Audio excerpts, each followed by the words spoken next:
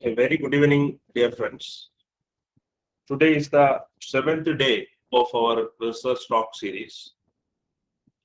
Today with us, Dr. Bino Joy, Associate Professor, Government College, Kottayam, for delivering a talk session on sporting claims in academic and research report. Our program starts with a silent prayer and Acharya Ansparana.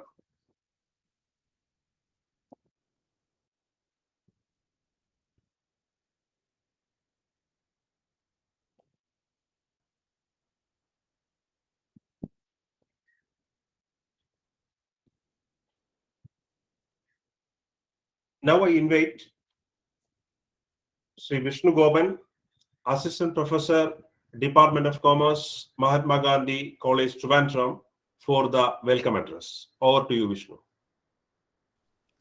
Thank you so much, sir. Good evening, one and all present here.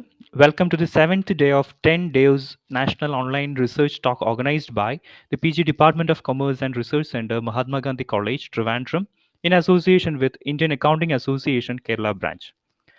Fortunately, the theme of today's session is spotting flaws in academic research reports. A research report is a well crafted document that outlines the process, data, and findings of a systematic investigation. It is an important document that serves as a first hand account of the research process, and it is typically considered as an objective and accurate source of information. There arises the importance of today's session on spotting flaws in academic research report. And for the session, we are having one of the most eminent personality on the chair, who is none other than Dr. Binoy Joy, Associate Professor and Research Gate, Postgraduate, Department of Commerce, Government College, Kottayam.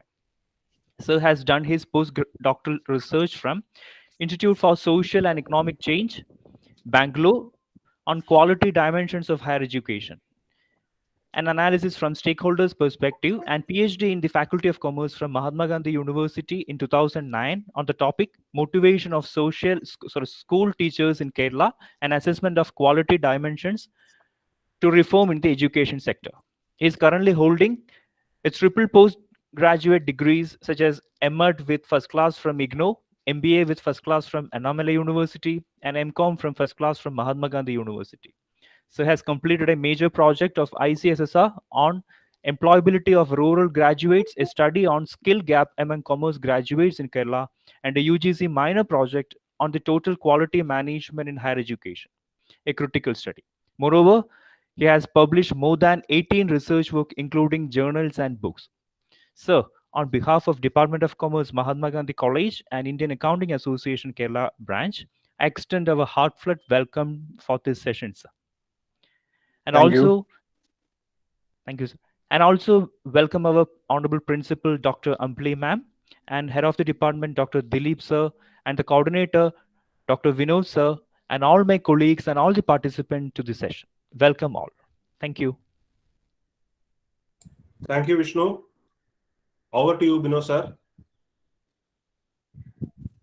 Okay. Am I audible, sir? Yes, sir. Yes, sir. Okay. Very good evening to all.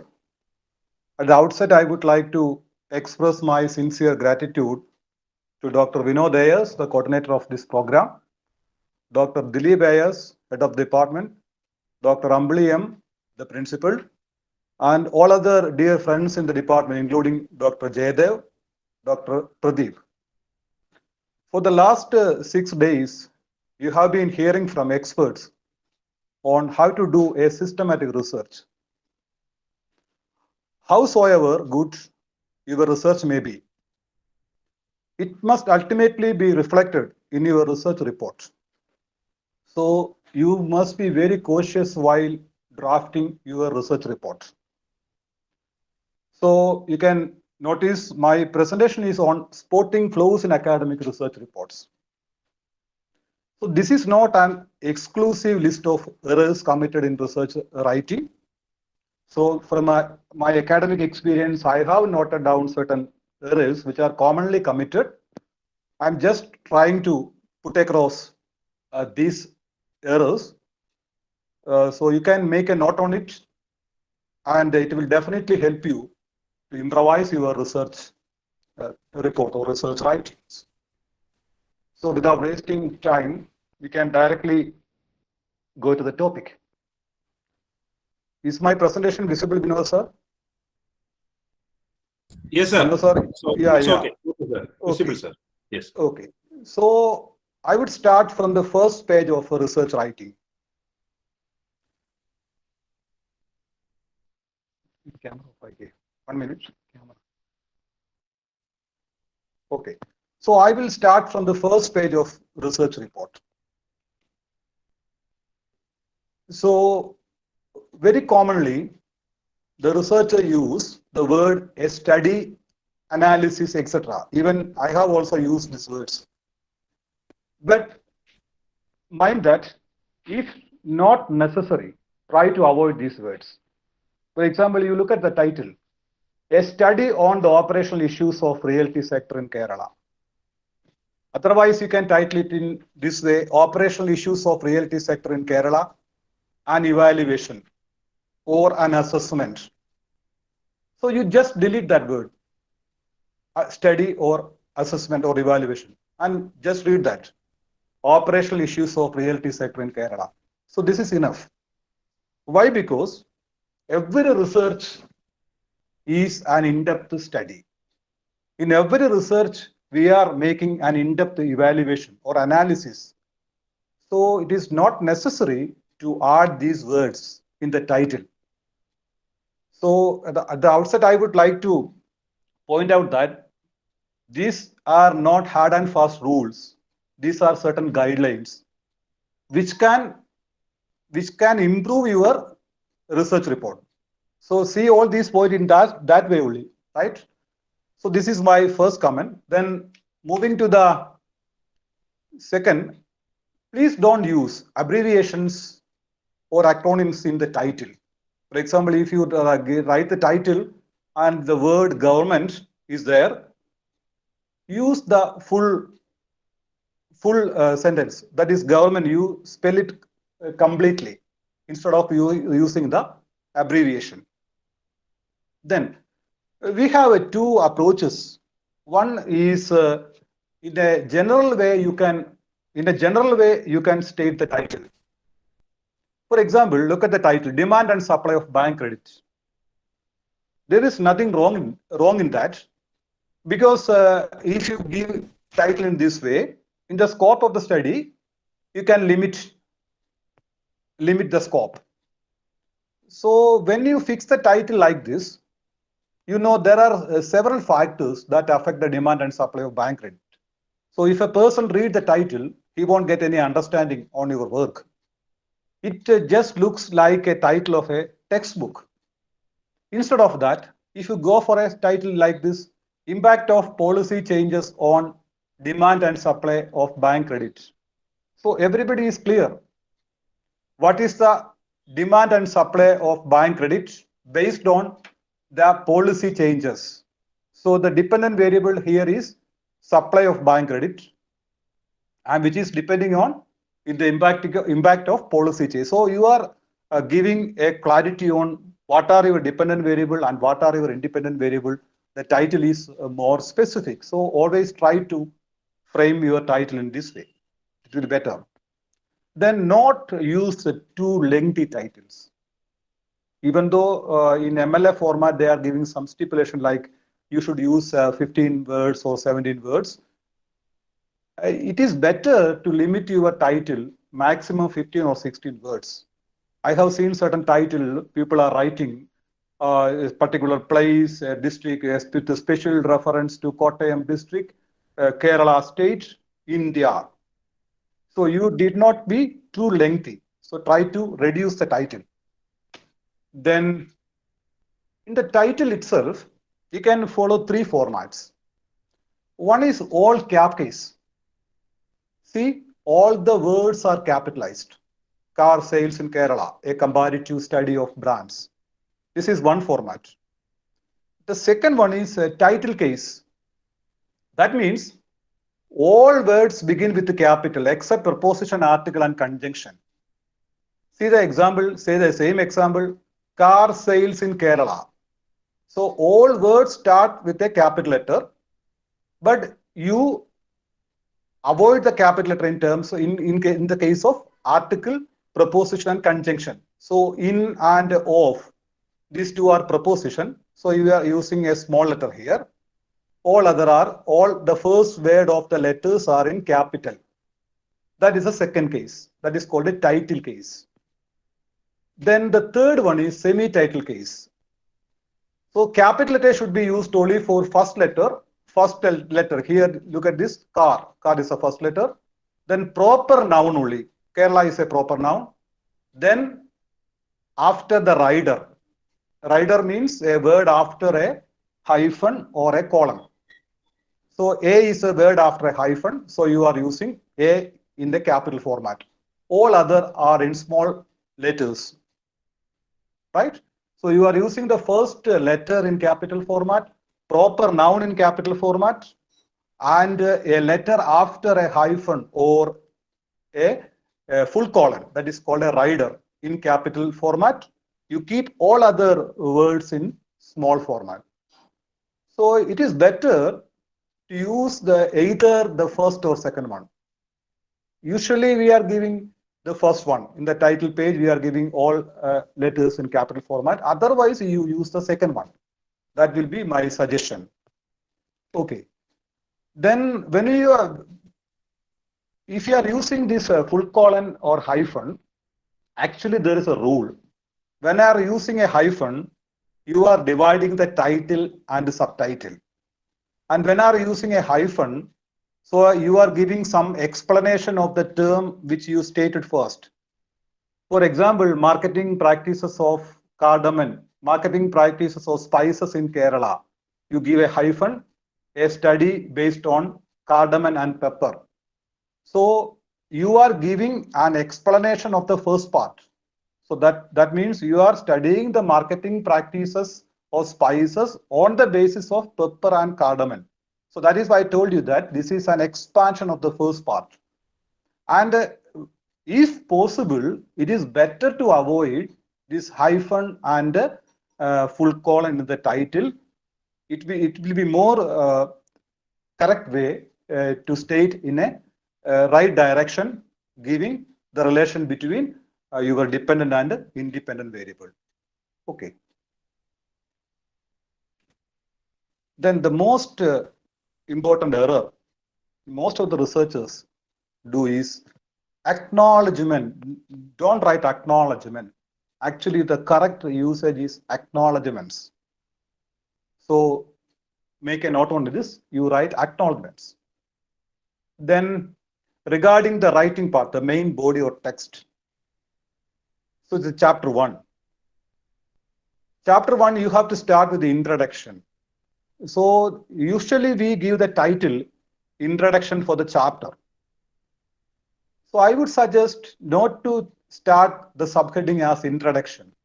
You can start the subheading as either background of the study or motivation of the study.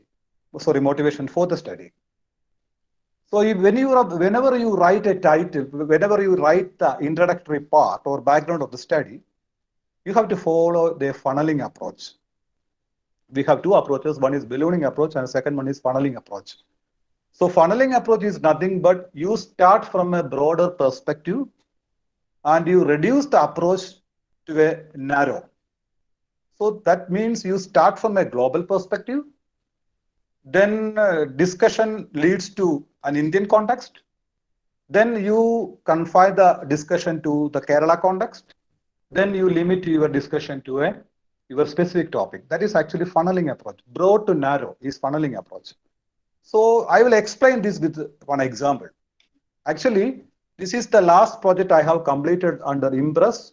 That is a project of ICSR, Impactful Research in Social Science. This is a major project I just completed 1 year back.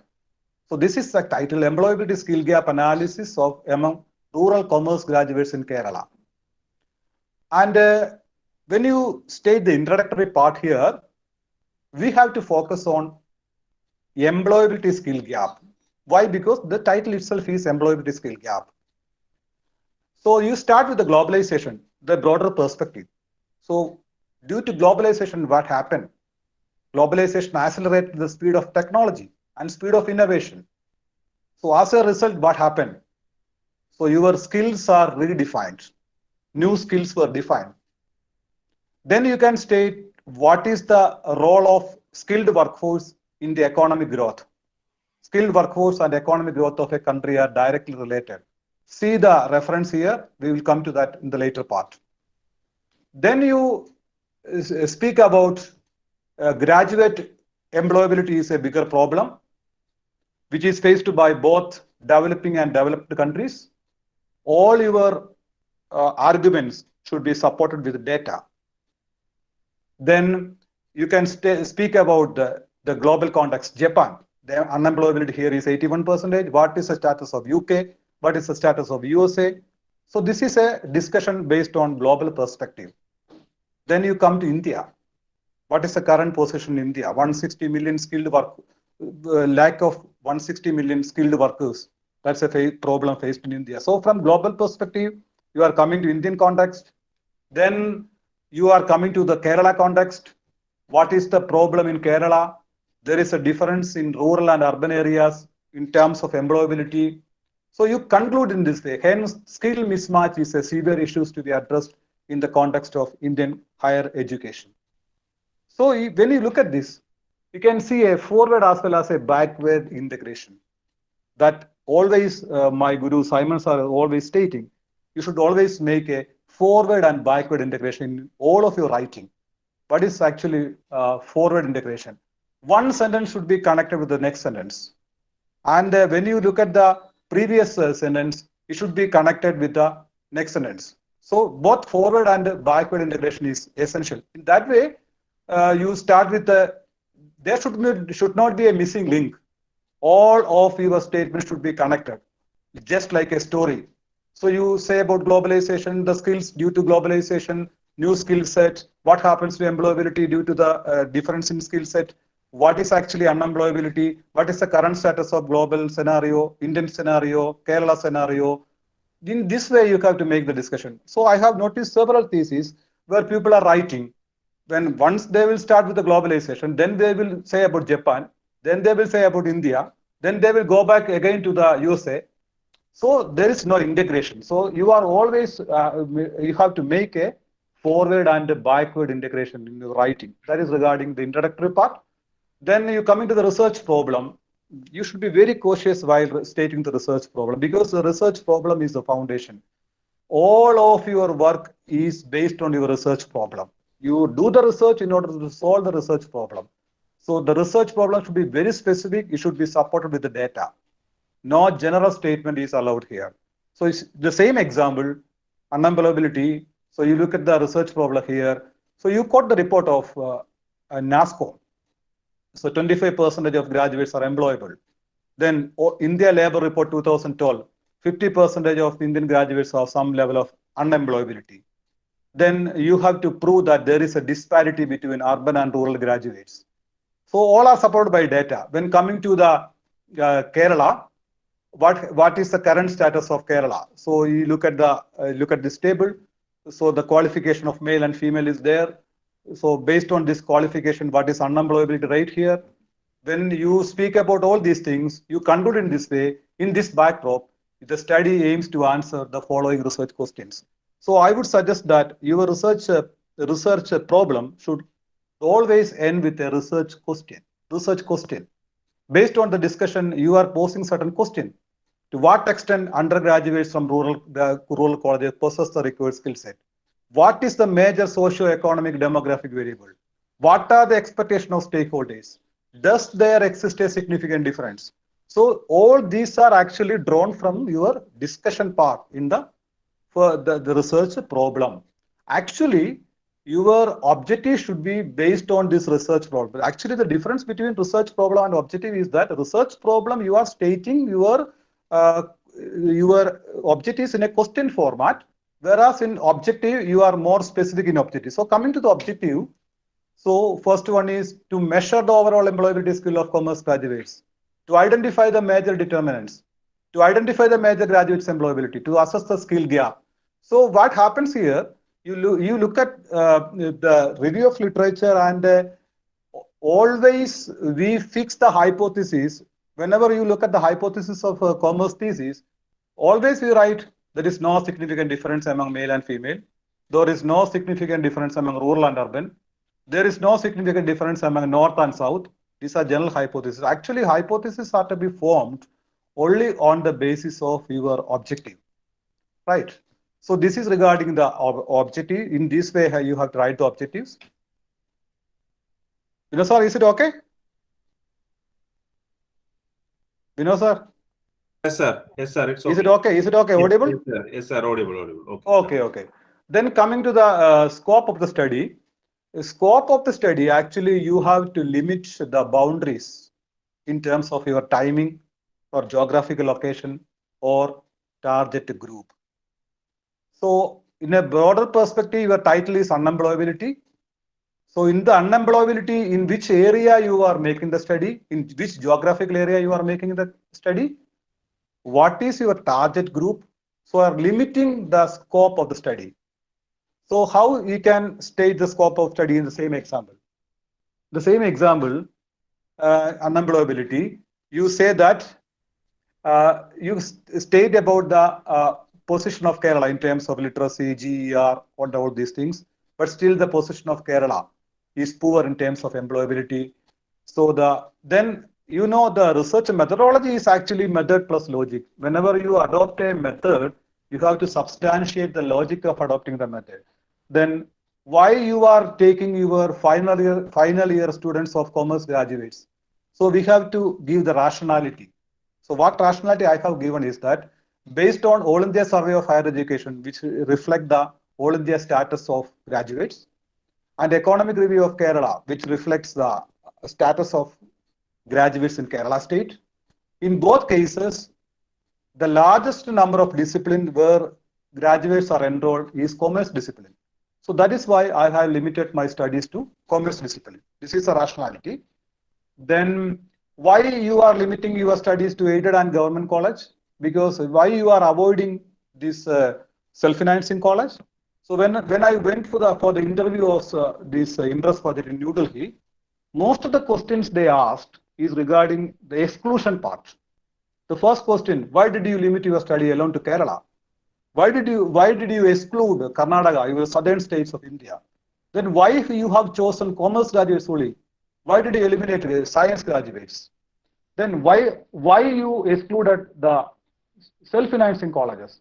So they are giving more focus on exclusion part rather than inclusion part. So you must be very, very cautious when you fix the scope of the study. So what I am putting here is my logic is that self-financing college, the teachers are not governed by the same rule of aided and government college. The socio-economic background of the students learning in self-financing college is entirely different. So this is a heterogeneous group. That is why we are limiting to the aided and government college. This is the way. Then this is regarding the scope of the study. Then the next one is a limitation of the study. The major limitation.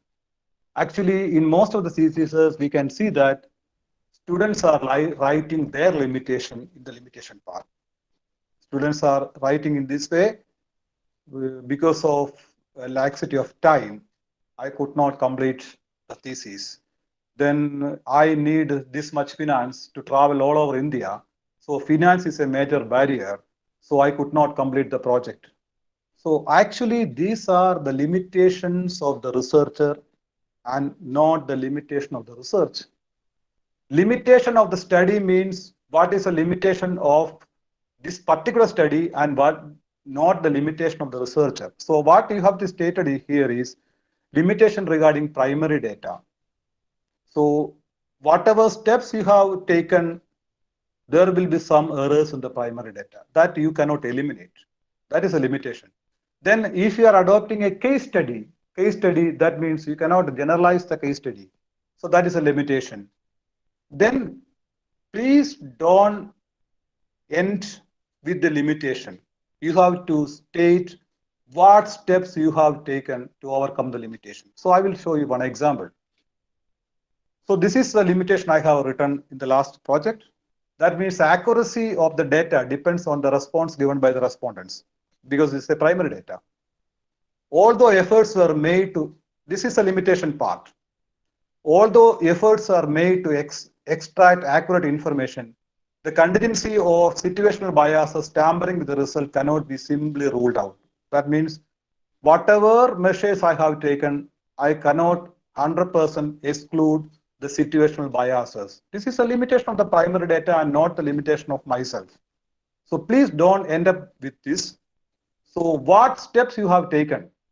So I am stating such identified cases wherever I find some mismatch in the data were rectified through depuration of the sample, data purification, or repeated data verification. So the repeated data verification means that if I find that some questionnaire is not complete, I will eliminate the questionnaire and I will go for next sample.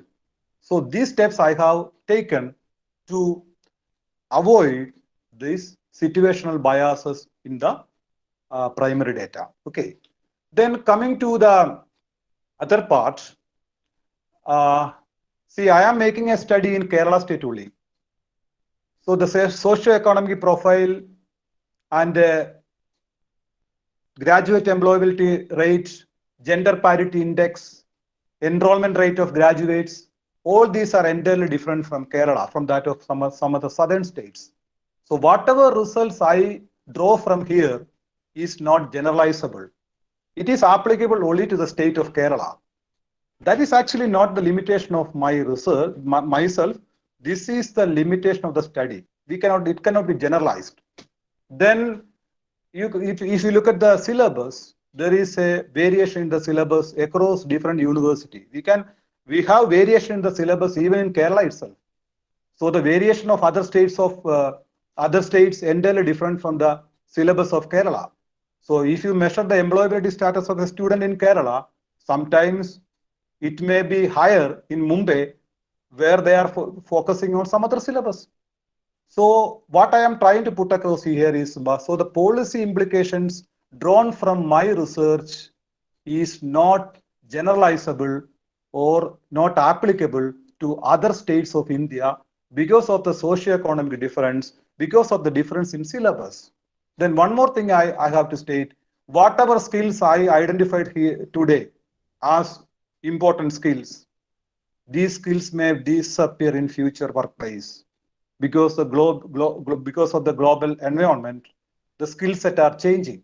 So whatever skill set I identify at present may not be the same after 5 or 6 years.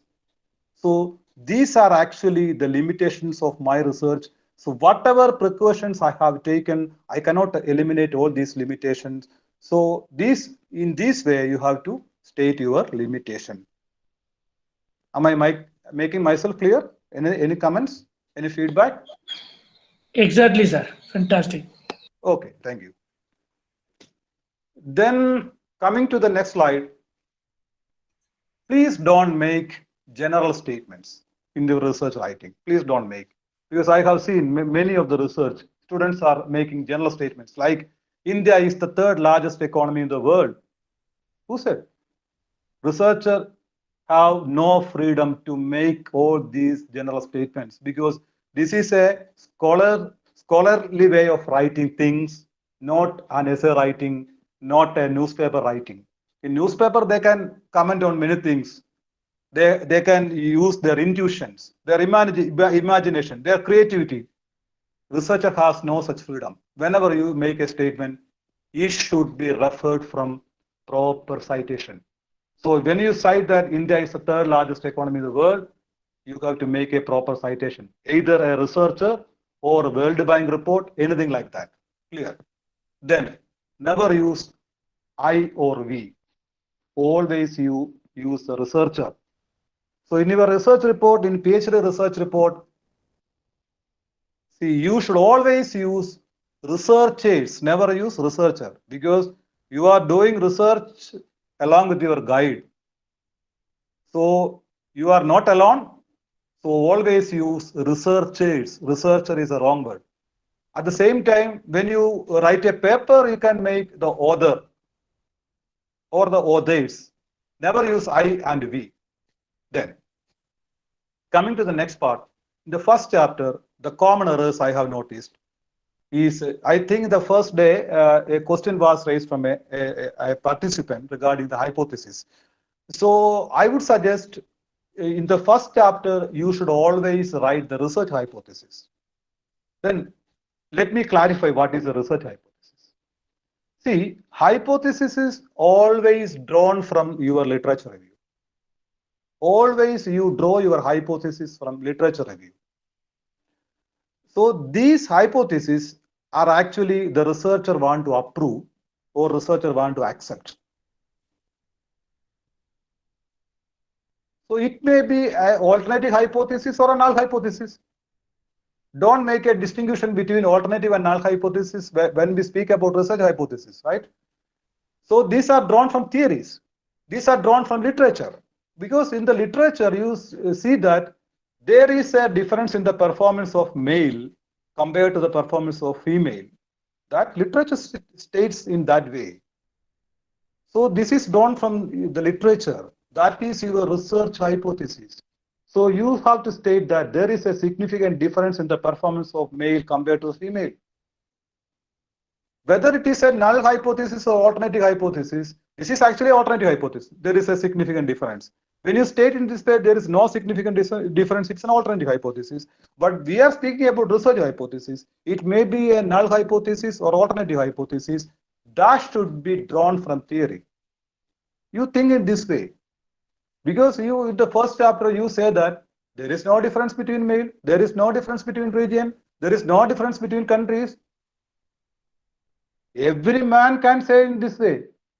You need not make any literature review to state your hypothesis. You just simply say that no different, no different, no difference.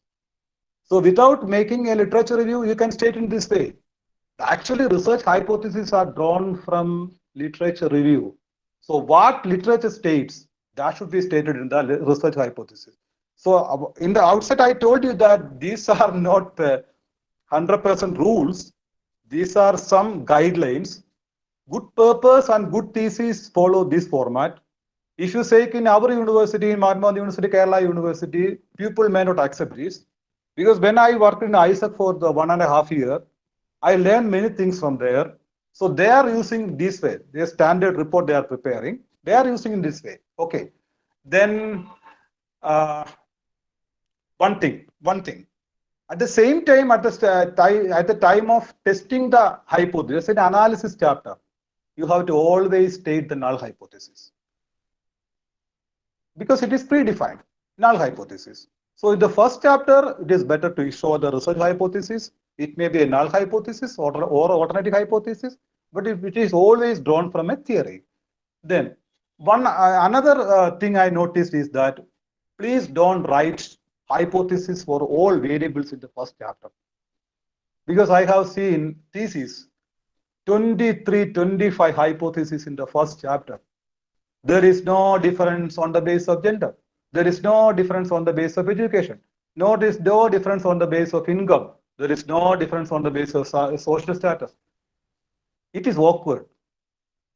What I would suggest, and what I would suggest to my scholars too, is you have to give a broad hypothesis. There is no significant difference in the socio-demographic profile of the respondents. I think that is enough. In the first chapter, you can write there is no difference in the socio-demographic profile of the respondents. In that way, you can write the first chapter. In the analysis chapter, you can dissect this one and you can write each hypothesis there. You can test each hypothesis there, but please avoid all simple hypotheses based on variables in the first chapter. Is it clear? Yes, sir. Yes, sir. Yes. Okay, thank you.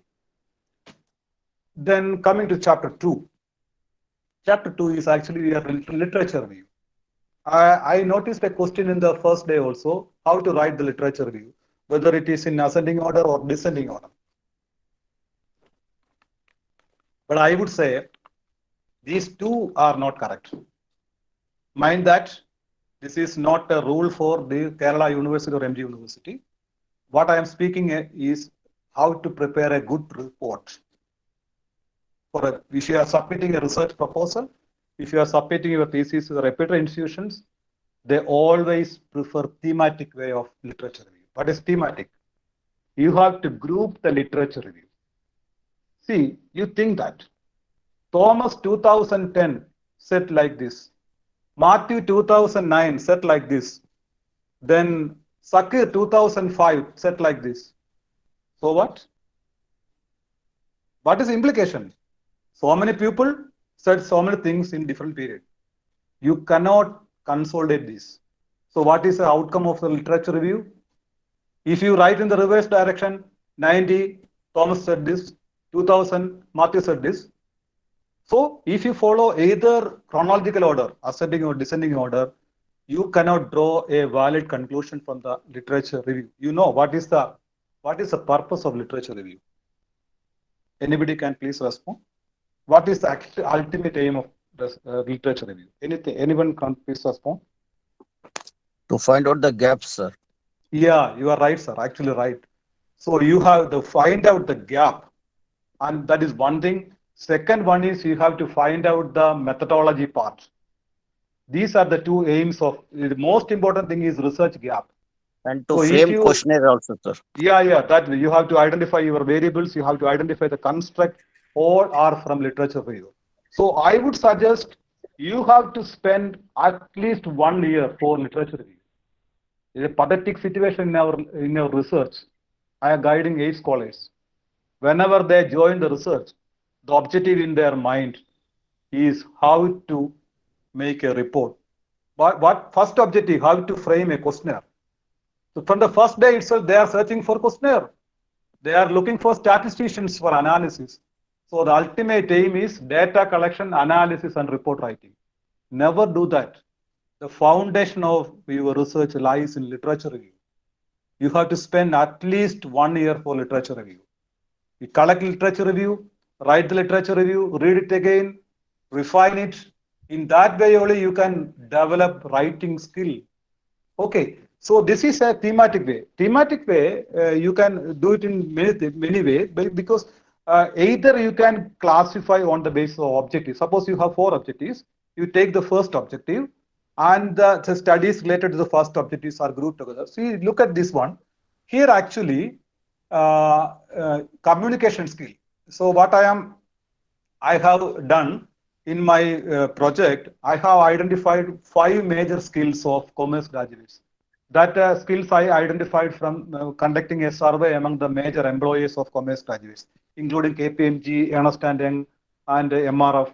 So I conducted a preliminary survey among the major employees of Kerala state.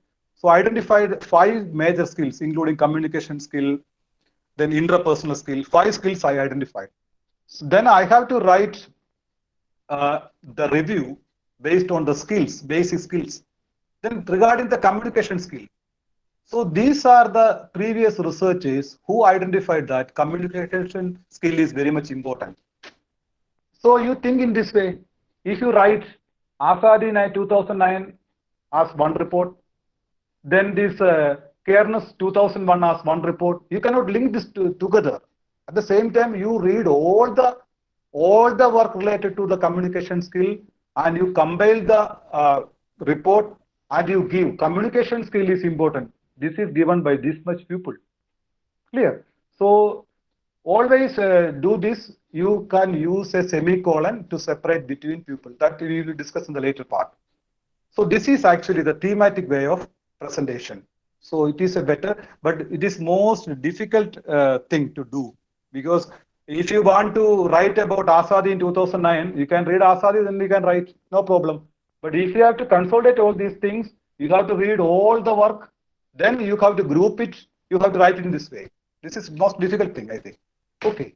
Then the second thing, at least 40% of your review should be from the recent years. At least 40%. Recent years means below 10 years. Except theories and models. Theories and models we cannot eliminate. Then please do not exclude, whenever you speak about this recent research papers, please do not exclude the classical work in this particular area. For example, if you are doing a research on motivation, you cannot never exclude the work of Abraham Maslow or Herzberg. So never exclude the classical, because I have an experience. Last time I have submitted a paper on Taylor and Francis. In the first review, they returned the paper based on a comment. You have excluded a paper which was quoted in 1967. Then I referred the paper. It is not available in the website. From a library, I could find it out. So this is actually a classical work related to employability. So never exclude the classical paper, even though it is a. So we have different methods of finding out the important paper. Systematic literature review is there. Then with the help of computer, you can identify the classical work. So include that paper. At the same time, you try to include more recent work also. Then another important thing is paraphrasing. Paraphrasing is actually in the, the plagiarism. To avoid the plagiarism, you have to use paraphrasing. Paraphrasing simply means you read the article, then you write the article in your own words. Okay. Then how to write quotations? You can use the quotations. So everyone should read APA, American Psychological Association format. So in the format they say, if the quotation is below 40 words, you can give the quotation in inverted comma. See the example, a direct quotation. This is a quotation which is given in 2 inverted comma. At the end, course, APA, then comma, you are giving the year, then you are quoting the page number also. Whenever you give a quotation, give the page number also. If it is spread in between pages, you can use PP. If it is given in one page, you can use P. So this is regarding a quotation which is below 40 words. So below 40 words, you can use it in a inverted comma. At the end of that, you can give the source. Then, if the quotation is more than 40 words, if a quotation is more than 40 words, please don't use the quotation mark. What APA state is that you can state the quotation in a new line. Without completing the line, you take a new line, give indent for 0.5 from the left margin, and then you give the quotation. So inverted comma is not necessary there if the quotation is having 40 words or more. Okay.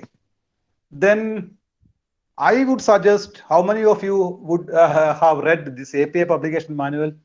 We should definitely read the APA manual. So 7th edition is the latest one. You have to read it. In the APA manual, they are stating everything about how to give the paragraph, what should be the space between lines, how to make the intent, then what is the citation format. Everything is given in the APA format. You should carefully read the APA format.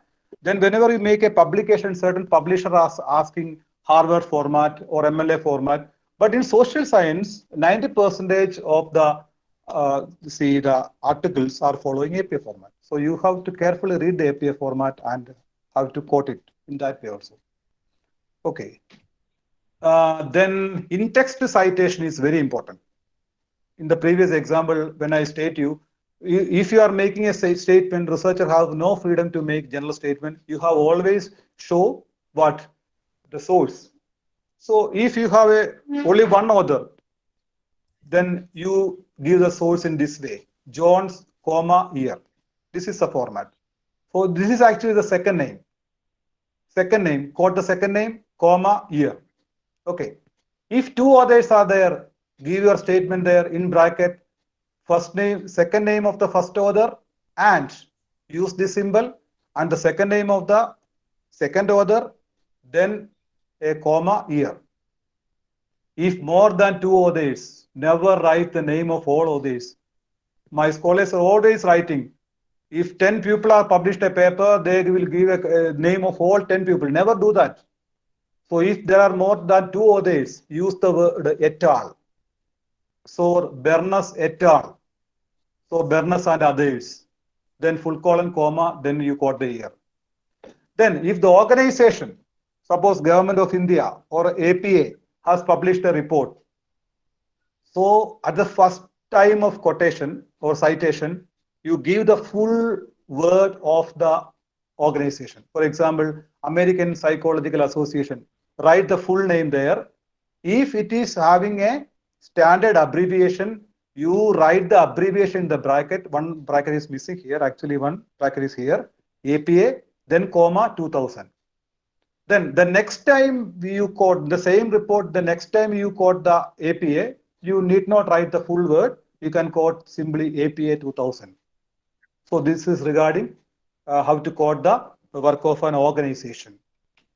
Then two or more others. I told you about the thematic way of presentation. In the thematic way of presentation, you may have more than 2, 3, 4, 5, or up to 10 others you can write. So you separate the name of others with a semicolon. Hello, teacher, Minigumari teacher, anything? Dr. Minigumari, anything want to say? Ma'am, please mute. Yes, I will do, sir. Okay, I'll do. okay. Okay, sir. Okay. Carry on. Okay. So it should be separated by semicolon. Shall I make a pause, Vinod sir, or shall I continue in this space? Yes, continue, sir. It's now it's Clear, okay. clear. Okay, sir. We can do this. Sir, It's clear. It's clear. Okay. Then the next thing is multiple work done by same author.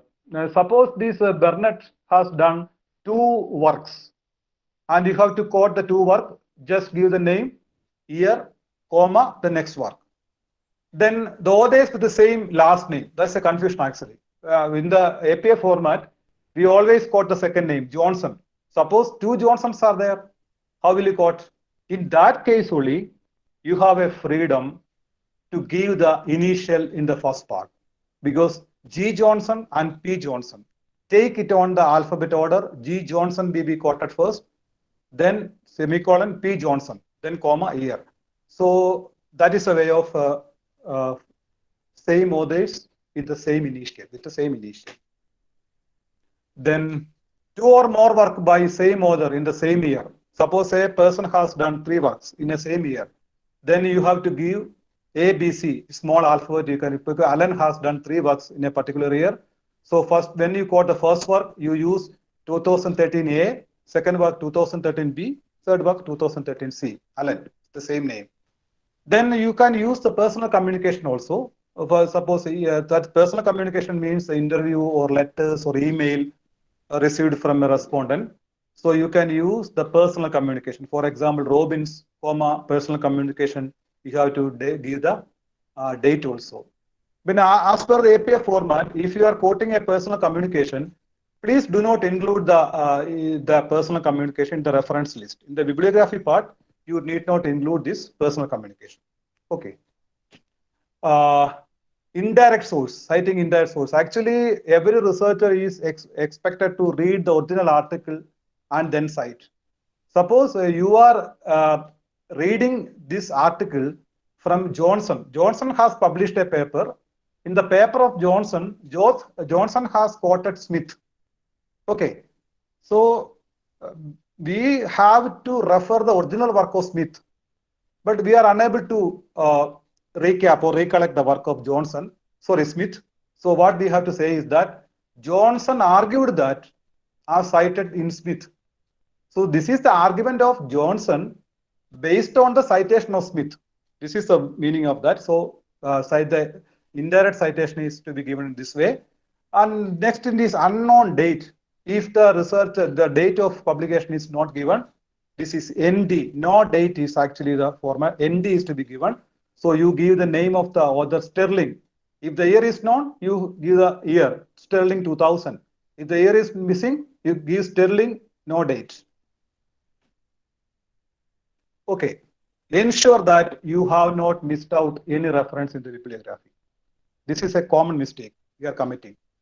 What happens is that the valuer sometimes will take one reference from your text and we will cross check. Unfortunately, you may miss out that list in the bibliography. So they will make a comment, bibliography part is not complete. So always be very cautious.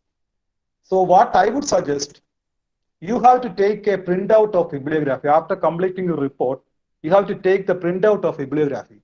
Then you start reading from the first page itself. Then the first citation. Then you tick there. Then if any tick mark is missing, that means that part is missing in the bibliography. That you have to cross-check very cautiously. That is another thing. Then your research literature review chapter should always end with a research gap. The sir rightly said the objective of research literature review is identification of research gap. Always conclude with the research gap. So research gap may be either space dimension, time dimension, or not holistic. I will say an example. Space dimension. A study has been conducted in Europe. No such study has been conducted in India. So that is a research. That's a research gap based on space dimension. Then time dimension. A study has been conducted in India 20 years back. After that, no study has been made. So that is a research gap based on time dimension. Then not holistic in the sense that, for example, my study, the employability skill has been made on the perspective of the students only. But no study has been done on the basis of the stakeholders, students, teachers, government. So that is a research gap. So whenever you write the research gap, keep all these things in your mind and you write the gap on this direction. For example, what I have written in my thesis, the last project. So how you are making a study on commerce graduates? Because I am stating that there are a lot of studies which have made an attempt to study the skill of professional graduates and engineers. And there are limited number of studies to study the skill of commerce graduates. Then there is a wide disparity between urban and rural graduates. So this backdrop, the study was undertaken to ascertain the employability skill with a special reference to commerce graduates in rural colleges. So the title is Employability Skill of Commerce Graduates in Rural Colleges. What is the rationality of making the study? So I am stating why I have taken these commerce graduates, because there are limited number of studies which state there are plenty of studies regarding the skill of management graduates and engineers, but limited number of studies regarding commerce graduates. That is one research gap. Then why you have taken rural students alone? Because I found that there is a wide disparity in the employability skill of rural students in comparison with the urban students. From literature review only I have drawn this. So that is why it should be concluded in this way. Then one more thing, the very, very common mistake. Never say that there is no study. How can you say that there is no study? Somebody in the world might have made a study. You are not aware of the study. When you Google it, you can't find the study. But there may be some studies in Uganda or Nigeria, which is not published in this Google, but which are kept in their library. So you are not confident to say that no study. Never say no study, no study. You can say there are limited number of studies. In that way, you have to state. Then it is always better to show a separate chapter for research design. Okay, please, 1 minute, please. Any feedback? Okay, sir. Okay. Okay. Then the research, in the research design, you have to make a separate chapter for research design. And this chapter, you have to explain all these things. What is your population? Then what is your sample? What formula you have adopted to select the sample? Whether you have used Cressy and Morgan or Cookane formula or Toroyamana formula, which formula you have used to identify the research sample? How did you check the validity of your questionnaire? You have to show the Cronbach alpha. You have to show all of your constructs are valid. Then, what is regarding the normality of your data? You are doing many tests. See, read the textbook of statistics. Every test have its own assumption. When you do the parametric test, the basic assumptions of parametric test is data is normal. Otherwise, you have to go for non-parametric test. So you have to prove that your data is normal. Different ways for testing the normality. You can take the skewness Z value or kurtosis Z value. If the kurtosis Z value and skewness Z value lies between minus 1.96 to plus 1.96, you can assume that your data is normal. You can use this method. Or otherwise, Kolmogorov test is there. In the Kolmogorov test, if the p-value is greater than 0.5, if the p-value is greater than 0.5, you can say that the data is normal. Or otherwise, you can go for QQ plot. This is a box plot actually, QQ plot. So the median value will be represented in mid portion. That will show the dispersion of your data. Either of this method you can adopt, or otherwise you can adopt 2-3 methods together. No problem in that. So you have to state the normality. How you have stated the normality? Then missing number. The last project I have also done this. Missing numbers because I have collected data from 600 students from Kerala, from 20 colleges across Kerala. I visited this MG college also, and I still remember the support given by the then HOD and my dear friend Dr. Jaydev for collecting data from the third year students. So after collecting the data from 600 students, I found that certain data are missing. What we do is we simply replace the data. But this is not a genuine one. This is not ethical. So we have a lot of techniques. Little's test of missing completely at random. MCAR test is there. You can do the test. You can replace the missing number based on that test. So we have lack of time to discuss about this. So I am skipping this. Then outliers. This is actually a very important thing to be discussed. One thing I would suggest is that see, whenever you approach reputed institutions, basically the last time I went to the ISAC, Bangalore, they don't give much importance to our primary data because they are saying your primary data is wrong. You are not doing any data collection. You meet 10 people, then you cook the data. Your data is not right. So you have to prove our data is valid one. That is why we are doing all these things. How I dealt with the missing number. What is the normality of data? What is outlier? When you write all these things in a statistical way, you are validating that your collected data is an authentic one, right? So an outliers, you know what is outlier. Suppose I am going to collect the monthly income of 100 people in India. Suppose I collect the monthly income of a teacher, 50,000. Then the second person I approach is Mukesh Ambani. So he will write 3 crore as his income. After collecting 100 data from 100 respondents, you are going to take the average. Since Mukesh Ambani's 4 crore is there, your average will be more than 3 crore. So what conclusion you are going to draw? The average income of Indians is 3 crore. That is a wrong interpretation. Why this happened? Because of this outlier. So what is an outlier? An outlier is a data point which is distinctly different from the rest of the observation. There are debates about how to deal with the outlier. This is actually data purification. If you find some outliers are there, better to remove this outlier. Better to remove this outlier before analysis. But you have to state in your say research design part. I have done box plot here, and I found that these are the outliers. These outliers are removed from further analysis. Otherwise, what happens? You will end up with a wrong conclusion.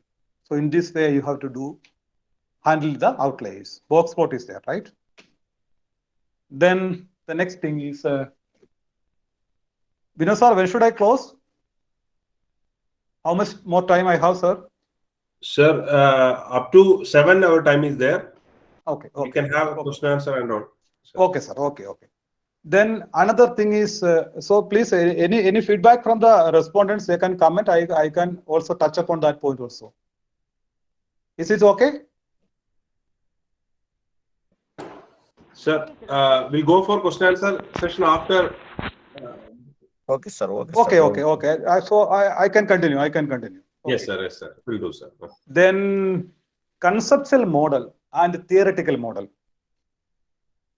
actually, the researchers have no clarity on the difference between conceptual model and theoretical model. I have seen many theses, they are writing a chapter, theoretical framework. Theoretical framework. Actually, it is a wrong thing. Suppose you are discussing certain theories, then only you have to give the caption theoretical framework. Theoretical framework.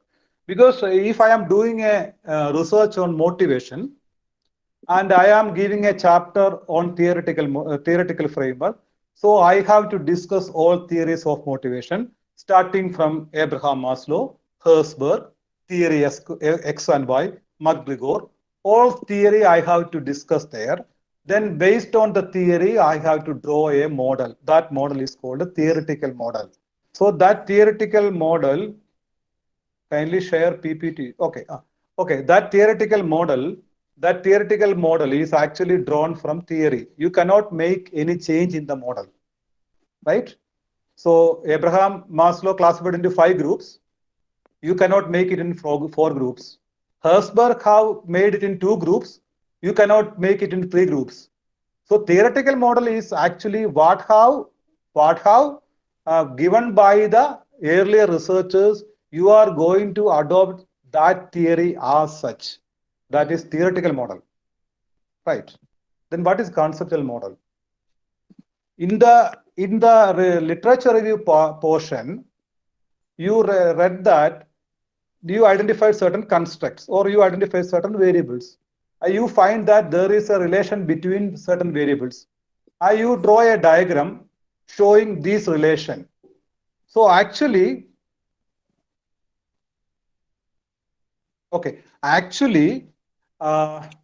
we are drawing a model based on literature review. So that is why it is called a conceptual model. That means that model is framed by yourself based on your literature. So you have a freedom to place the variables. You can move one variable from here to other. That is your freedom. But you have to substantiate. Based on this literature review, I found the relation between these variables. So I am putting this model. This is my conceptual model. That's okay. But theoretical model is from theory, you cannot make any change, right? Okay. Then coming to the analysis chapter. So analysis chapter, the very important thing you should keep in mind is actually the language, that is the tense used by you. Past tense, present tense, which one?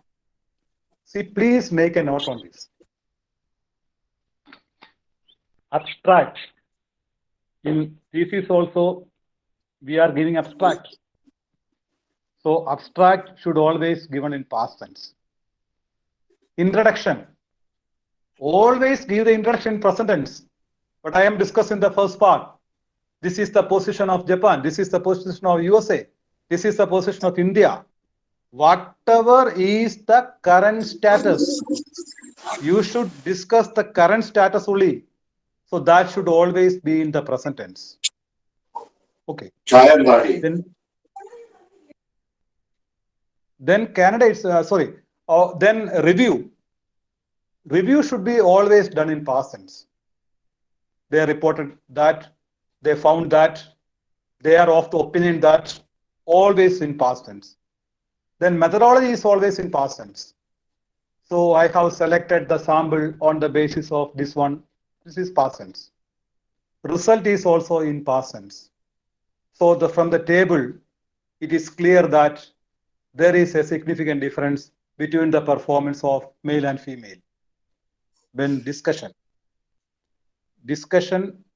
is actually missing in our thesis nowadays.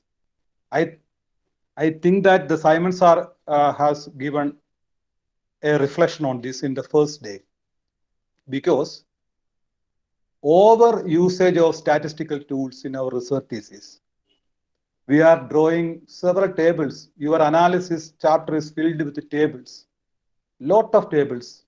And you say that there is a significant difference, But you are not making a discussion on why this difference happened.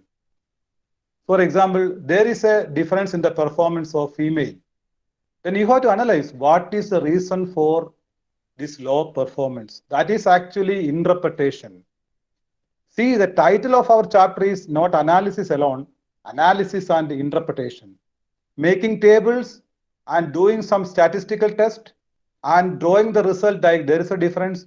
That is actually analysis. This is not interpretation. So interpretation you have to make. That interpretation always you should make in present tense, because this way, this difference in the performance of female is maybe due to these factors. Okay, then conclusion. Conclusion also, actually conclusion, we are giving way forward. What should be done next? So that should be done in present tense. So this is regarding tense. You make a note on this. Always when you make a writing, always keep these things in your mind. Right. Then another misconception about the researchers. Suppose the researchers find that there is no significant difference. So we are on the impression that there should be a difference. Never think in that way. Sometimes our literature reviews state that there is a difference. So the objective of every test is to reject the null hypothesis. Researcher always want to reject the null hypothesis and always want to accept the alternative hypothesis. Okay. Otherwise, in that way, otherwise research hypothesis. Okay. But as per your data, you cannot reject the null hypothesis. What is wrong in that?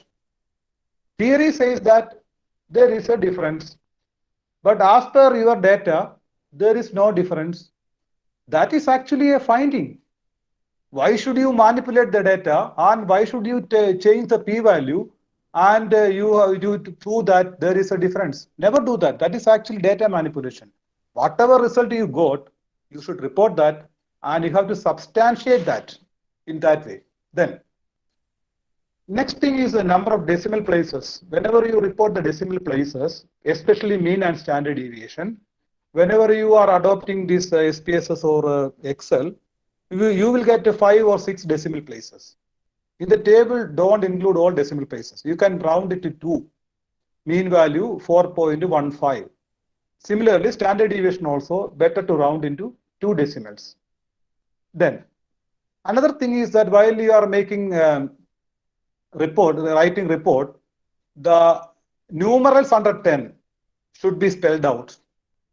For example, never write 9 as such. This wrong. You write 9 in the text. And more than 10, you can don't write 10. You can use the decimal as 10. Clear? So if your number is less than 10, you use the word, you spell it out like 9, 8, 7, like that. If the number is more than 10, you never give the spelling. Instead of that, you give the decimal. Then one more common mistake is that never use the symbol percentage in the text writing. For example, inpatient rate is 45%. This is wrong. You can, in the text format, you can write inpatient rate is 45%. Or otherwise, you in the bracket you can give 45%. So you can write in this way: inpatient rate bracket 45% is very low in Kerala compared to Tamil Nadu. That is okay. Otherwise, if you are not using the bracket, inpatient rate is 45. Instead of the symbol, you use the percent in the text. Then, most commonly, when you make analysis of ANOVA, very common test, and people are reporting between group and within group. And some people are using the short form of also BJ, WJ. So they write there is no significant difference between group. There is a difference between within group. So never write that. What is your group? What are you talking about? There is no difference within the salespersons, and there is a difference between territory. In that way you have to write. Between group and within group are the statistical terms given by SPSS. So you have to convert it into your research setting, and you are made very clear about the group, which group you are speaking about, right? Then even the research scholars, every table heading, caption of the table, it should be very, very, very concise. Never write table showing the result of ANOVA. Why should you write that? This is a table. Table is showing something that everybody knows. Then why should you write table showing? You just write the title of the table, ANOVA result. That is enough. Then one common mistake, table number. Never give number. If the table is in the first chapter, first table, give table 1.1. Second chapter, first table, table 2.1. In that way, you have to write avoid number. Then avoid split of table. Very often, people giving table, one part of the table will be in the first page, and the remaining portion will be in the second page. So always try to keep the table in a single page. So if it's a big table, and if you cannot align in a single page, you try to include in that particular page. If not possible, if you are converting a part into the second page, in the second page also you again repeat the title, row heading. For example, see the gender, number, frequency, like that. That thing you have to repeat in the second page also. Then I told you about the interpretation of table. Suppose you write that never write whatever things are disclosed in the table, because you are giving a table. And in the table, you are giving that we have collected data from 500 respondents, 300 are male, so this much percentage, 200 are female, so this much percentage. Never write the same thing in the interpretation. So in the from the table 1.1, it is clear that 300, that is 60% are male and 40% are female. That you need not give all these things. This is understood from the table. Then what is your findings based on that?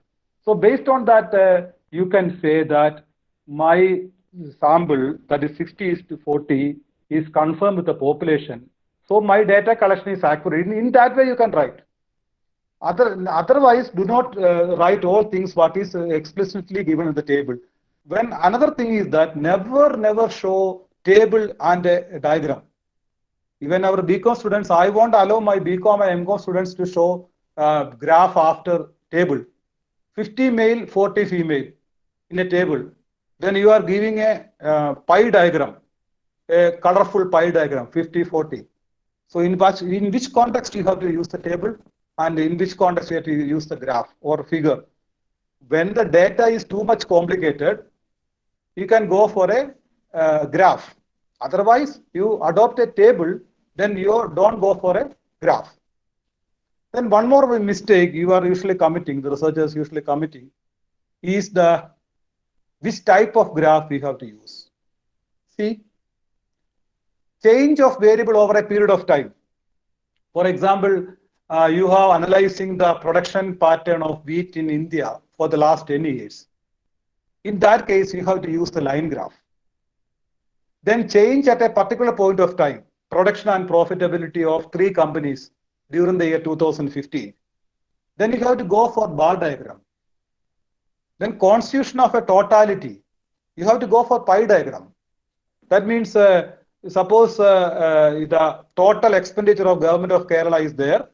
Out of this much is the expenditure for education, this much is the expenditure of health. In that way, you have to segregate the data. Then only you can go for pie diagram.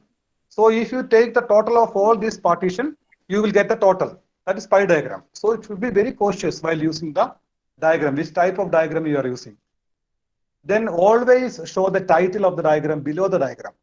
You know, the title of the table is always shown above the table. Table 1, give the title. Then below that, we give the table. But in case of figure or graph, never name it as graph, it is actually figure. You give the title of the figure below the title. That means you just give the title figure first, then the below part you give the title of the figure. For example, figure 1, like that. Then after your discussion, it's a good practice to connect your findings with your literature part. So in the literature part, you find there is something, and from your analysis part, you find that this is the result. Then you can say that my result contradict with the result of this much person.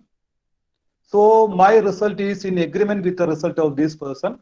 So you can make a connection. This is actually a linkage. That is why we are speaking about this as a backward linkage. You are connecting your result from backside. That means from the literature review, you are connecting. Okay. Is that okay, sir? Yes, sir. Yes. Okay.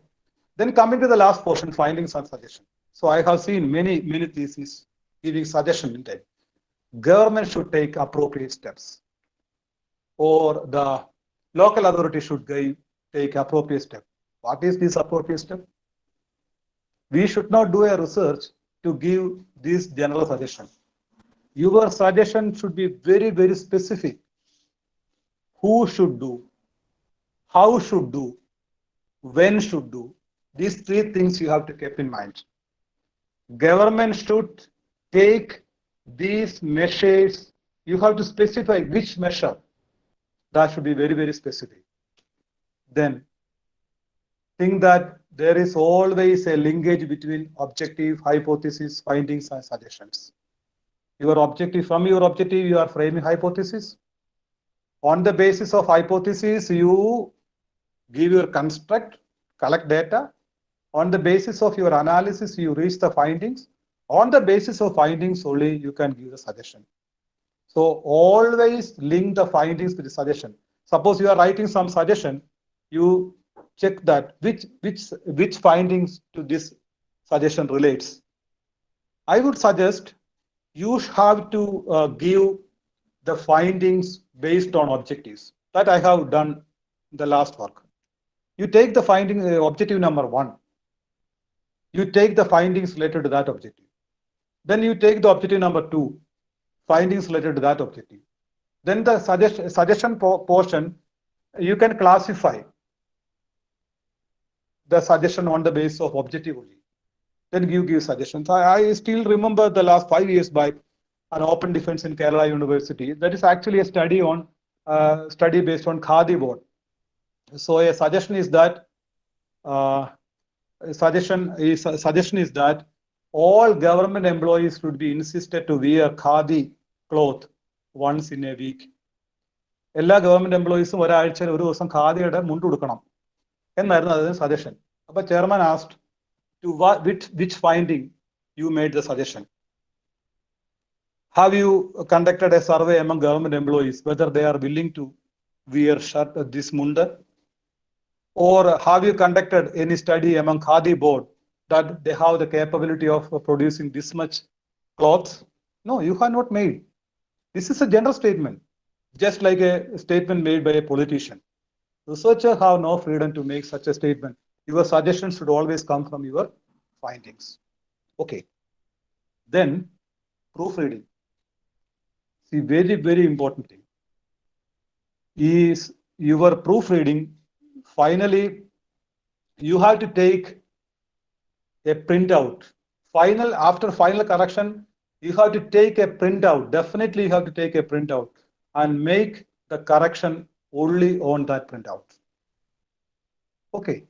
Then front page, you have to dictate each and every word. For example, if your title is employability skills, you have to read in this way, EMPLOY. In that way, you have to read that title page. I will give you 2 examples. A recent pre-submission by my candidate. Her second name is Mohammed. Right. After binding the pre-submission report,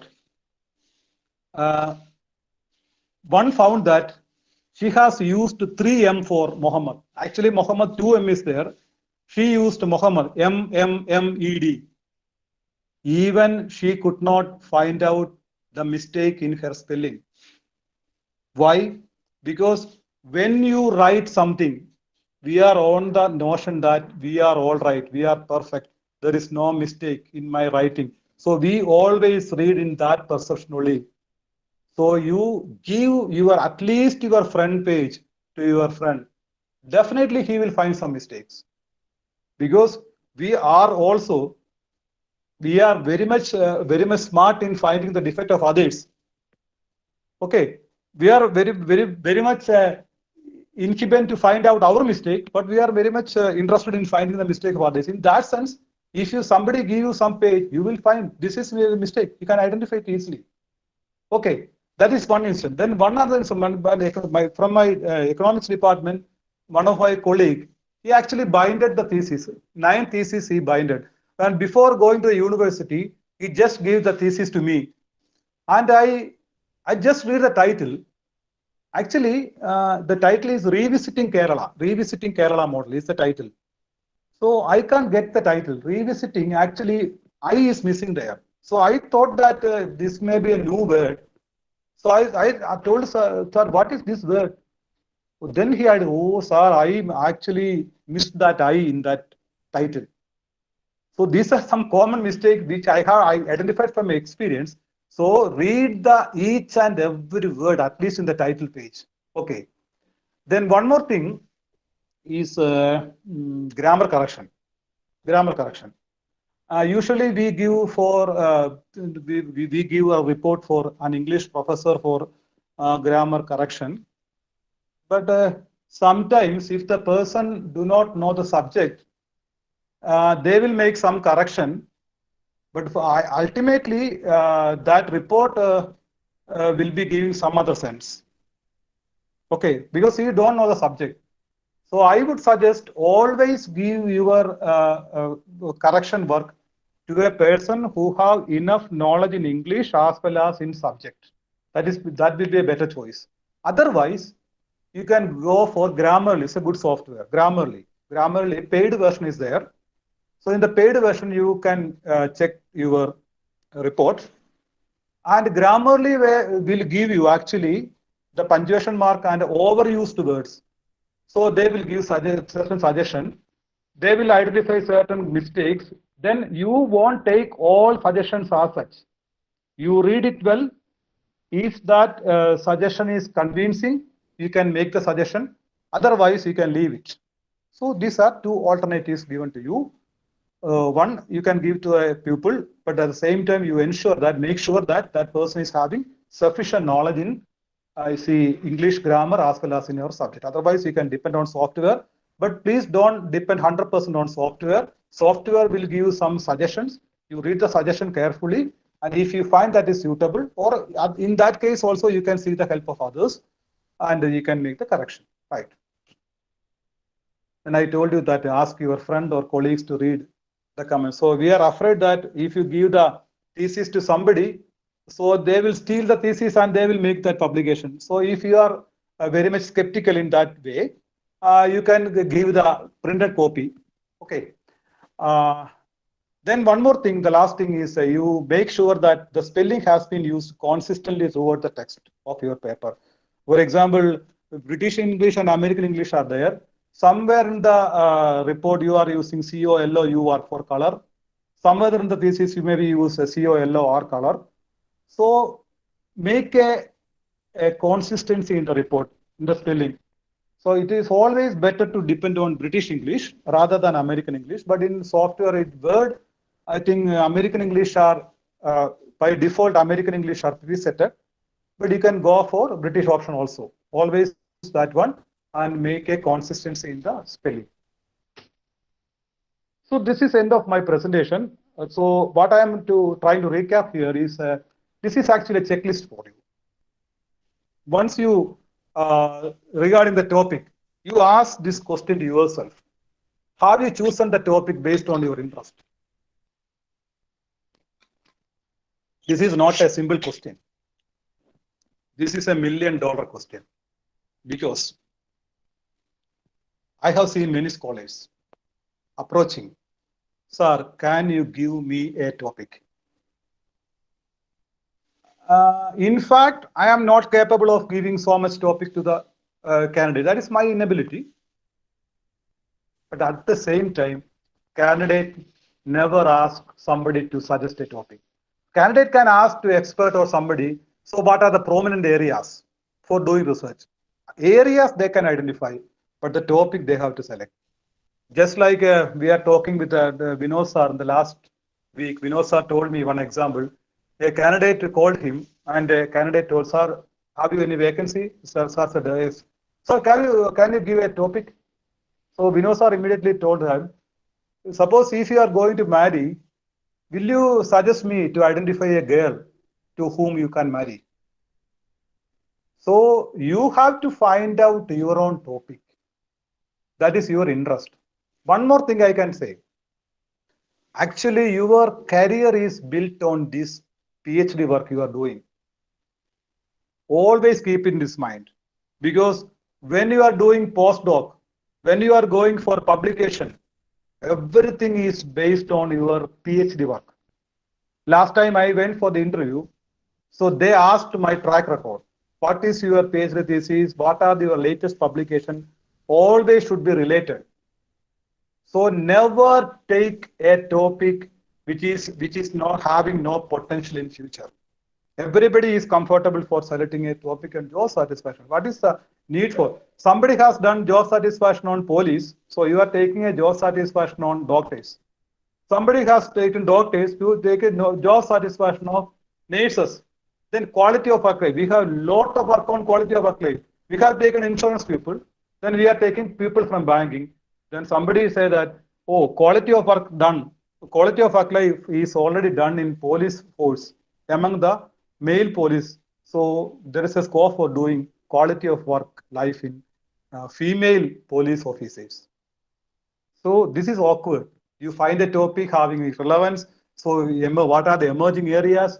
So behavioral finance is an emerging area. Nudging is an emerging area. Artificial intelligence is an emerging area. Then fintech is an emerging area. Then financial inclusion, financial socialization. So many topics are there. Why don't you explore these topics? Why are you taking the topic which are very, very irrelevant, which you have done by a lot of people? So always take a topic on your interest. This first thing. Then is a topic relevant to society. What is the implication? When you write the implications, or when you write the see, whenever you attend the interview for project, they are asking two questions. What is the relevance of your study to the society? What is the relevance of your study to the government? Or what is your relevance to the policy making? That relevance you have to keep in mind. Then, does your title have construct? This I am asking, speaking in the first part. That is, your title may be general or specific. I would suggest your title should be at least at least it should be specific in the sense the constructs are linked in the title. Then, introductory part. These are the check questions. Have you start broad from specific? That is funneling approach. Have you taken a broad perspective? Then have you narrowed it down?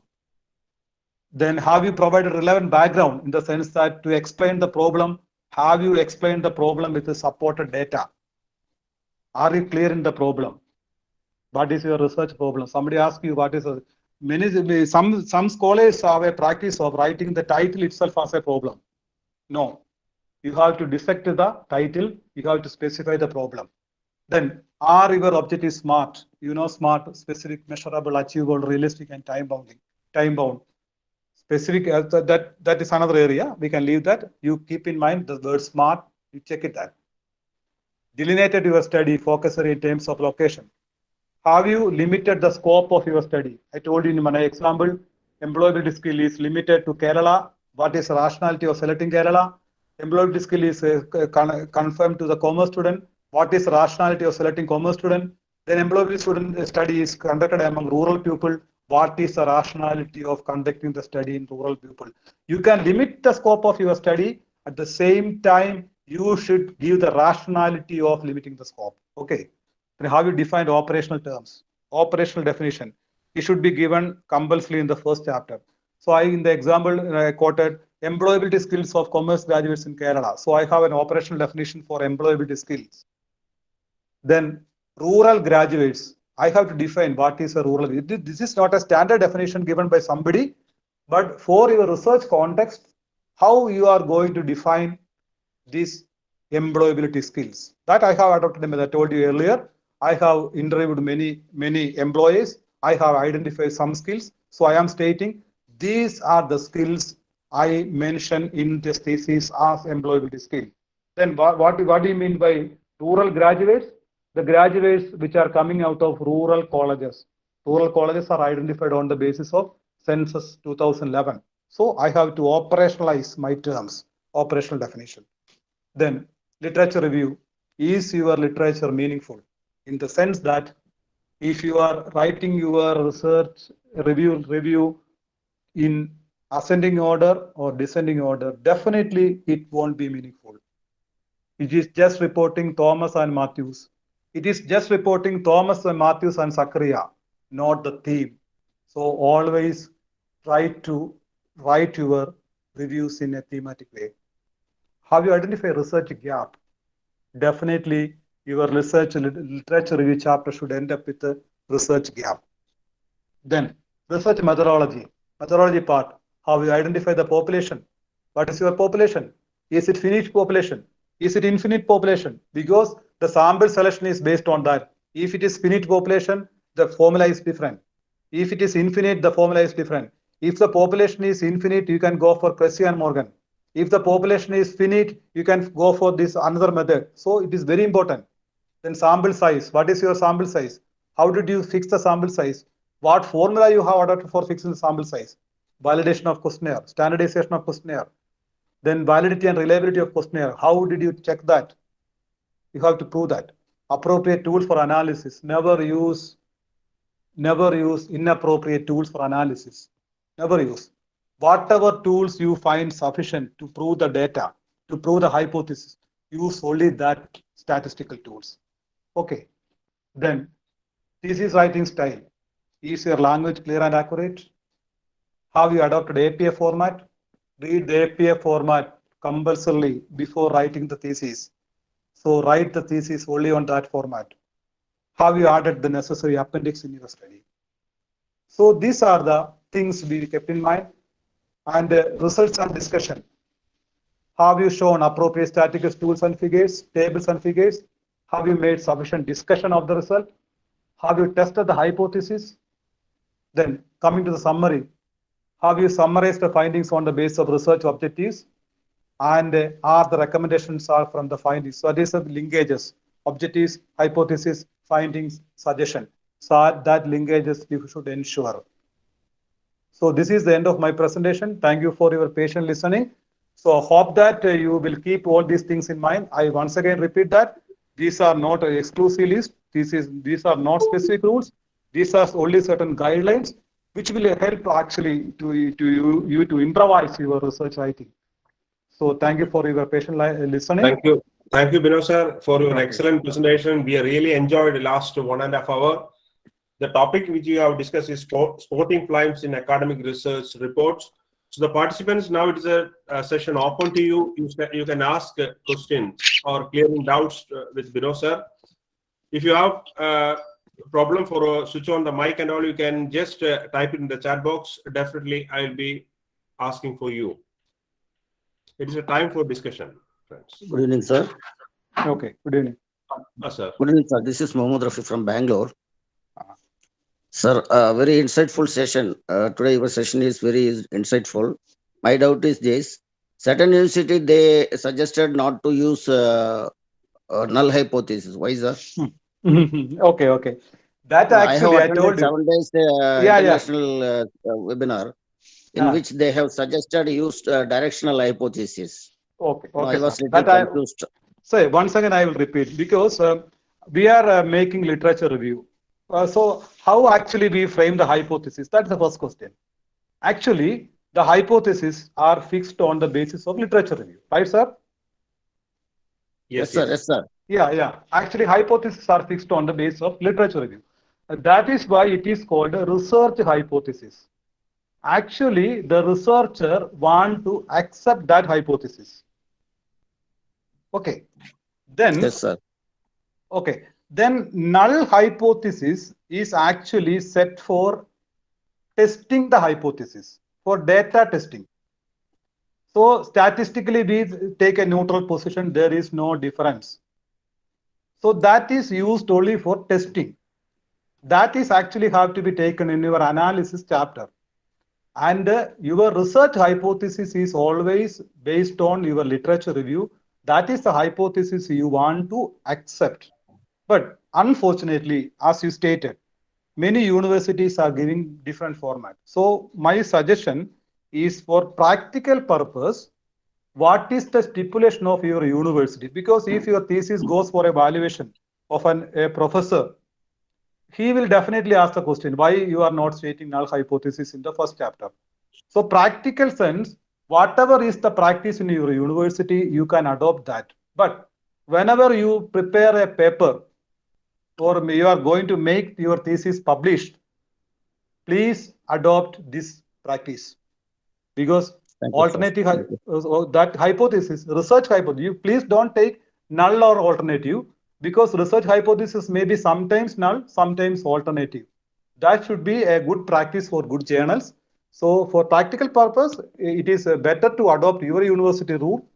When you go for publication and good work, you adopt this rule. Sir, there is Am I- another Thank you, sir. question Yeah. from Emmanuel. Yeah. How can we write a research design when we use secondary data? Secondary data. Yes. How can we write a research design? Okay. So in secondary data, actually that research design chapter is not very much important, but at the same time, its tools are important. And at the same time, refinement of data is also important. That is why you are doing the stationarity test and all these things to find out the normality of data. Then you have to find out the structural break. If you take the data for the last 20 years, so the recession happens in the year 2018, so 2008. So the data data during the period of 2008 have a structural break. So the stationarity and the normality and the structural break you have to find out. Instead of writing these things, missing data and normality, all these things, you have to adopt these techniques there in secondary data. Thank you, sir. There is another question from Sanish. Is we need to point out the result of each study at the time of literature review in order to mention the contradictions? No. Actually, when you write your thesis in a thematic way, you can solve this issue. Because when you write your literature review in a thematic way, you can make a conclusion at the end of literature review. That means most of the people, out of the 100 reviews I have made, a majority of the people are of this view. In that way, you can make a conclusion. So in your analysis part, you can compare the majority's opinion only. Not take this 100 people opinion and this person agree with this person disagree with that. Otherwise, you can group it into two ways: people agreeing this, people disagreeing this argument. So Thank you, sir. In that way you can classify, right? Am I clear? Okay. Yes, sir. Yes, sir. Yeah. There is another question. Excuse Is please suggest the Yeah, name yeah. of grammar checking software. Grammar checking, I told you, Grammarly is actually a good one, because the last time I have used the Grammarly paid version, not the trial version, paid version. Paid version is available in some university. One of my Yes, friend is having the paid version. So they will give a detailed report. They will underline each and every sentence. They will give the suggestions. They will give the overused word. They will give what are the alternative words we can use there. They will give the punctuations. All these things they will make suggestion. You can refer and make suggestion. Sir, there is another question in the chat box from Jibil. Sir, can change our title after registration because my title definitely. is study on. Yes. No, you need not change the title only on the sake of study. But definitely you can change the title, because the last month I have made 3 submissions of my scholars. I changed the 2 titles, because actually the problem with our university is that they insisting on giving a title at the time of registration only. But when you look at the IIMs or major institute, even at the ISAC I worked, so they are not asking for the title. They are asking to register in a particular area. You can take a broader area, for example, health insurance. So you take the health insurance, you work on health insurance for the 1 year, you make the literature review. After 1 year only, there is a doctoral committee. In that doctoral committee, you have to fix the title. Unfortunately, in our university, you have to fix the title at the first time itself. That is actually a problem. But title change is very easy task. In MG University, you have to pay 500 rupees. And if there is a minor change in the title, it will take only one month, because in the research committee they will put it, and after getting the approval. But if you are going to change the entire title as such, it is something difficult. They have to put the proposal before the doctoral committee again, and they need the permission. Minor change is okay, no problem. Because for the Thank sake you of so study only, you need not go for the title change, because that is a suggestion for the next time when you are doing the research, you keep it in mind. Otherwise, if you find that some major problem in the title, you can go for that. Okay, thank you. Thank you, sir. There is another question from Abhilash. Sir, is it right to mention both null and alternative hypothesis in thesis? Yeah, Thesis that I writing. told you. It's a better practice to show the research hypothesis in the first chapter, and the statistical null hypothesis in the analysis part. That is a common practice. But I told you earlier, if your university are following this pattern, then there is nothing wrong in giving the null and the alternative hypothesis in the first chapter. That depends. Good Yeah. evening, sir. This is Aruna from Coimbatore, PhD Yes, College. ma'am. Your session was very interesting and informative session, sir. Hmm. I have two questions. Yeah. The thing is, can you explain me how to fix the sample size for the thesis? Okay, sample size. Then Second one is, can you explain me the research problem and between objective and research problem? okay. First question is regarding the sample size. So I told Yes. you your population. You should have an awareness regarding your population. Suppose if your population is known, if your population is known, I show you this Cressy and Morgan. 1 minute. I just take that. So this third one, Cressy and Morgan. This Cressy, just Google this one, Cressy and Morgan 1970. So they have given a table. In that table, they have identified if your population is this much, your sample should be this one. If your population is 500, your sample should be 40. In that way, they are giving a statement. They are giving a table. And if your population is more than 1 lakh, whatever your population, if it is 1 lakh, 10 lakh, 50 lakhs, they are suggesting a sample of 380. So if your population is known, you please refer Cressy and Morgan 1970. Based on that table, you can fix the sample size. Clear, teacher? Yes, Okay. sir. Then if your population is unknown, you do not Okay. know your population. So based on your pilot study, you take the Okay. standard deviation. So you have a formula, Cochrane formula, and some other formulas are there. So based Okay, on the sir. standard deviation of the pilot study, you can fix the population. Sorry, sample Oh. size. Right. Then your Okay, sir. second question is regarding the objectives, right? How to write the Yes, sir. objectives? Right? Yes, yes. Yeah. Sir, So objective and actually, research problem. oh, yeah. Actually, your objectives are drawn from your research problem. When you are clear with your research problem, that is why I show you one example. What is my research problem is unemployability of graduates, right? That is my research problem. Yes, So sir. what I am stating, when I went through the literature review, I found that there is some difference between male and female, between urban and rural in the employability skill. So I fixed the hypothesis only on the basis of that variable.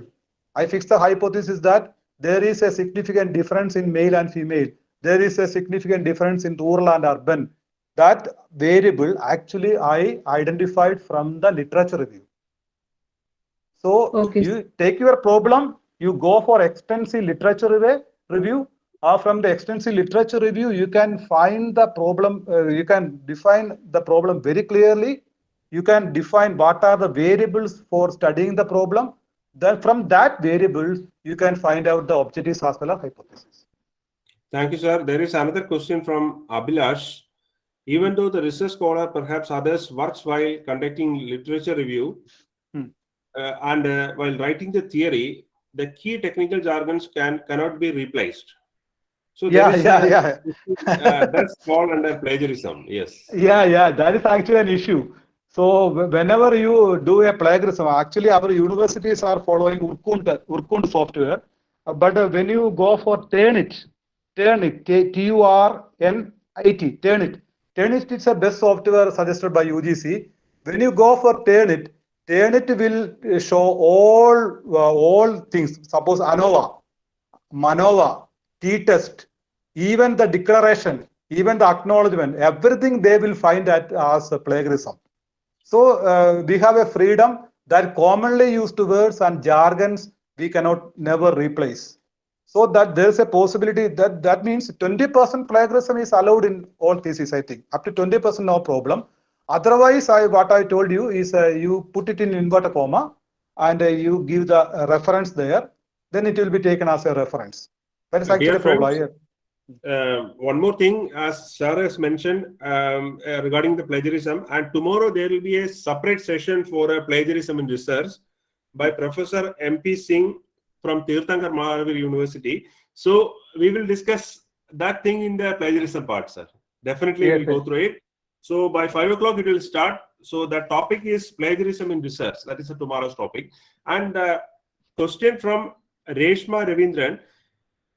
Is it right to mention with reference to Kerala at the end of the title of the study? Yeah, with reference to Kerala, because you are limiting your study to Kerala. But you can avoid the word with reference to Kerala because see.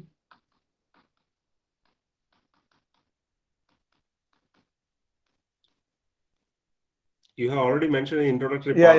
One problem. See this title, Employability Skill Gap Analysis Among Rural Commerce Graduates in Kerala.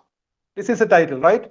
So you can avoid with reference to Kerala. If you reframe your title in this way, you can avoid that with a special reference to Kerala. Otherwise, if I reframe the title, Employability Skill Gap Analysis with the special reference to Kerala, instead of that, you can reframe in this way. Thank you, sir. Yeah. Any more question? Please switch on the mic and ask, dear friends. Otherwise, we can go for the final vote of thanks session. I hope there is no more question. So now I welcome Dr. Pradeep Kumar, Assistant Professor, Commerce, Mahatma Gandhi College, Trivandrum, to deliver the vote of thanks. Over to you, Pradeep. Good evening, one and all. Respected Head of the Department, Dr. Dilip A.S., the key person of this session, Dr. Binoy Joy sir, the coordinator, Dr. Vinod A.S., and other dignitaries, teachers, and research scholars in online. So, actually, the research was a very vast work we have to do to attain the result. And Dr. Binoy Joy sir's presentation is such a wonderful session, giving a insight regarding the objectives, starting introduction from the introduction stage to objectives, how to link objectives to hypothesis, how to link hypothesis to analysis, and then interpretation and the report presentation. His presentation was in the topic spotting flaws in academic research work, and it was a wonderful session, and we enjoyed the session very fully. And from this presentation, we understood that he worked so hard to give such a wonderful presentation. So it was a very insightful presentation. So we are very thankful to you on behalf of the PG Department of Commerce and Research Center, MG College, Tirunelveli. I giving a thankful. We are so much thankful to you, sir. Thank you very much, sir. And thank you for the participants and other research scholars and teachers who are participating here. Thank you once again. Thank you. Okay, sir. So, thank you once again. You know, the research is a journey. So once you complete your PhD, please don't stop your journey there. This is just beginning. After completing your PhD, you go on with new method of research. You try to publish more and more paper. And thank you for your wonderful cooperation. Thank you once again.